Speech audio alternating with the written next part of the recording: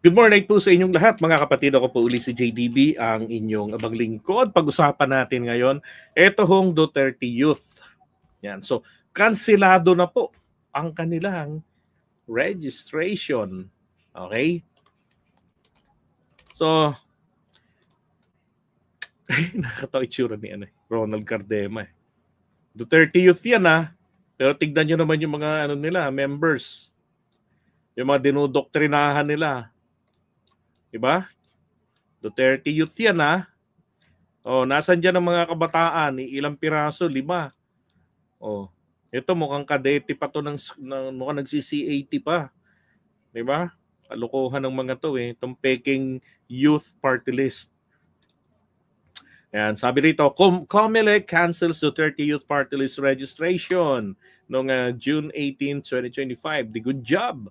Kaya sabi niya, hindi naman tayo nagulat kasi hinuhold nga nila yung proclamation Nahahalata namin natin na pinupolitika tayo ng COMELEC. Walang iyang depensa yan. Pinupolitika kayo ng COMELEC. Paano kayong ipupolitika ng COMELEC?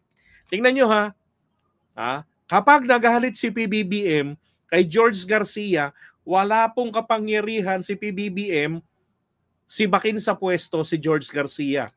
Agree ba kayo doon, mga classmates? Ulitin ko lang. Sinasabi nito ni Ronald Cardema, nahahalata daw nila, pinupolitika sila ng COMELEC. Ang tanong ko ngayon, kapag nagalit ba si PBBM kay George Garcia o sino man sa mga taga-COMELEC, mga COMELEC commissioners, o rito na lang kay George Garcia, pwede ba niyang tanggalin yan? May kapangyarihan ba siyang tanggalin yan si George Garcia? Para i-please ni George Garcia si PBBM? Diba? Yun naman kasi yung gustong puntohin dito ni Cardema Sabi dito, kahit itaas natin sa NBank yan, we are not expecting any favorable decision from them. I am confident na ilalaglag tayo dyan sa NBank na yan. So, ibig sabihin, give up na. Hindi niya na iaapila. Diba? Alam niyo, wala pong karapatan si PBBM. Wala po siyang kapangyarihan para sibakin si George Garcia. Ang tanging magagawa lamang po ng Pangulo doon ay 2 bagay. Unang-una, pagka may mga bakante dyan sa COMELEC, sa mga commissioners, at saka doon sa chairman, ang magagawa lang po ng Pangulo ay mag-appoint mula doon sa shortlist. Tapos, ang pangalawa ay ang bigyan sila ng budget. Okay, yun lang po ang magagawa ng Pangulo sa kanila. Pag na-appoint niya na, wala na po siyang control sa mga yan. Okay, so kung magpakakupal-kupal ang COMELEC, wala magagawa ang Pangulo. Di ba? Hindi niya yung... Kaya nga, sino ba? Ito, sabi nga nito, bakit daw si COMELEC Chairman George Garcia, hindi pa daw mag-submit ng courtesy resignation katulad nung sa Civil Service Commissioner natin na nag-submit na raw si attorney ng kanyang courtesy resignation. Hindi ba naman din bugok to? Sila po ay mga constitutional bodies na independent po sa presidente. At mas mahaba pa ang termino nila kaysa sa Pangulo. Okay? 7 years sila So nagsalita nga yung babae, yung attorney, sabi ng taga-Civil Service Commission, excuse me, hindi kami kabilang doon because blah blah blah. Okay? We don't serve at the pleasure of the President, though we were appointed by the President. At hanggang doon lang yun. Kaingutan lang talaga nito Kaya sabi, kahit itaas natin daw sa NBank, so ibig sabihin nito, wala na po talaga. Suko na siya. So, iapila man niya yan, di ba? Ang maliwanag naman po kasi talagang, meron po kasi talaga silang pagkukulang Ang sabi rito, the division also ruled that Duterte Youth committed grounds for cancellation. It pointed to the cancellation of Duterte Youth Chairman Ronald Cardema's nomination. in separate case. The decision deemed him ineligible to sit as youth representative to being overage. Diba? Common sense na lang. Gumawa ka ng, ikaw yung founder gumawa ka ng isang organization na sinasabi ninyo that you will be representing the youth sector. So ibig sabihin, alam mo rin ang nasa batas na dapat hanggang 30 anyos lang. Putik 34 na yata siya nun So na-disqualify na siya doon. In the first place, hindi po niya dapat inattempt na siya yung maging first nominee. Trabaho ang hanap Now, doon pa lang mali na. Mayroon na siyang intensyon ng paglabag sa batas. Having therefore concluded that material misrepresentation existed in the nomination of Cardema, it is flawed to rule that the qualification is personal and that it does not automatically establish any culpability on the part of the Duterte youth. Okay? So, kasalanan niya yon. Pero, hindi naman daw damay yung organization. At saka isa pa, maalala ko lang na bago ako makakalimutan, yung kanilang registration, wala po silang registration. Yung may registration sila, merong application, ang problema, requirement po kasi ng batas ang publication. So, wala silang publication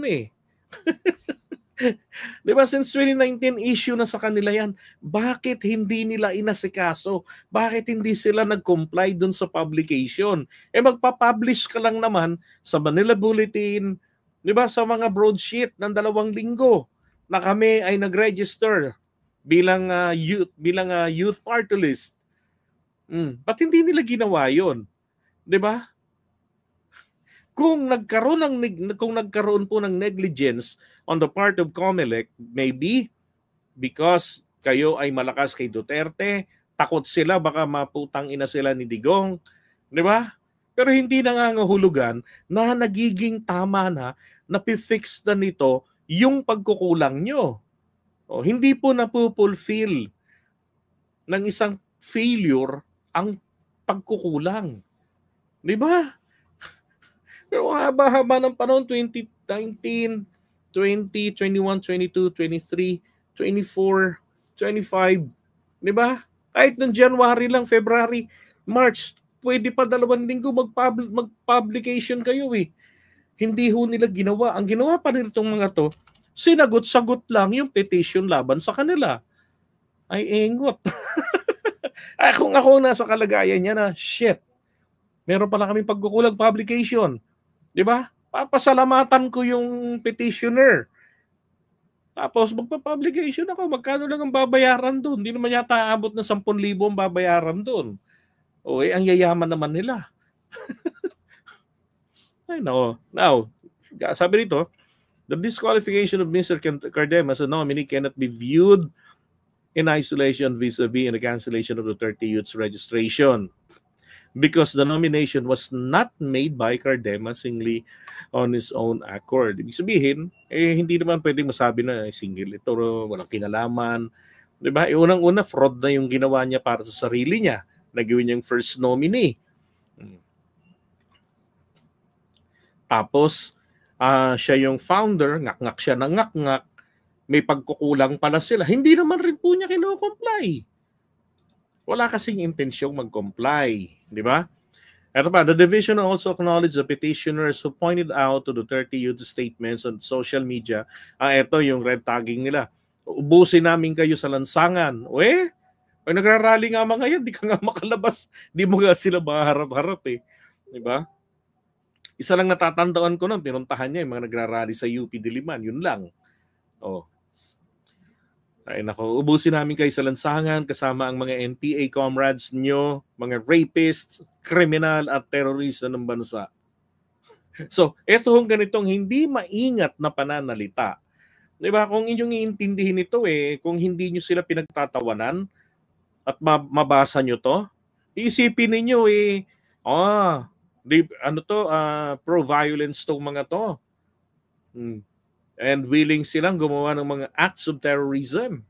Diba? Kaya sabi rito, ang sabi ng COMELEC dyan, our systematic calls to action that seek to legitimize violence as a means of governance and dissent suppression. So pag hindi nila kakulay, yan, babansagan nilang NPA. Usong-uso yan nung panahon ni dating Pangulong Duterte. Pag kumontra ka, kagaya ko, minsan binabanatan ko si Digong.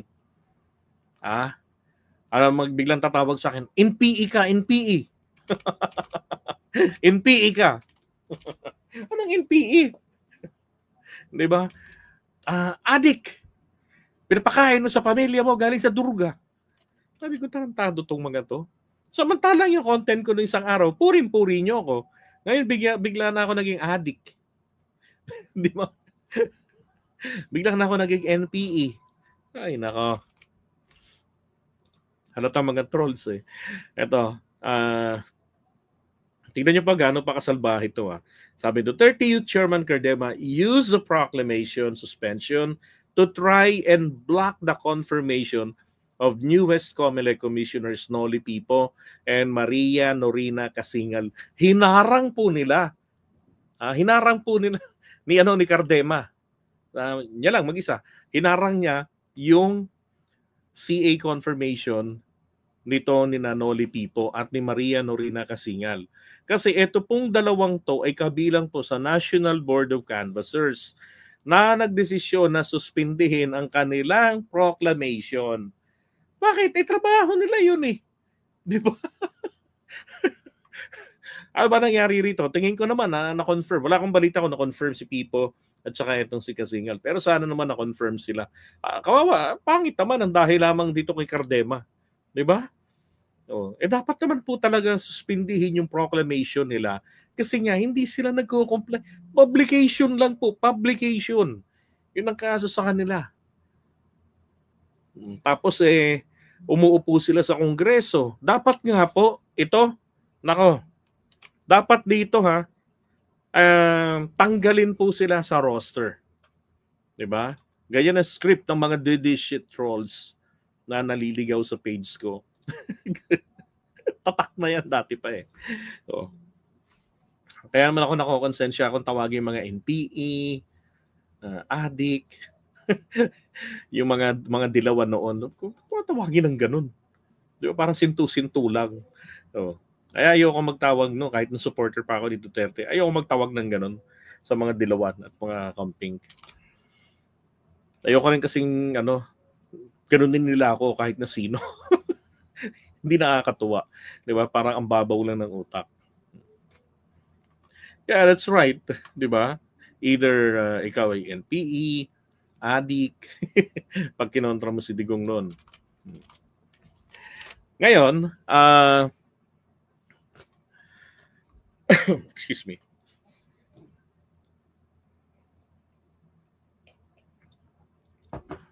So yan po yung dahilan ng kanilang pagkakasibak.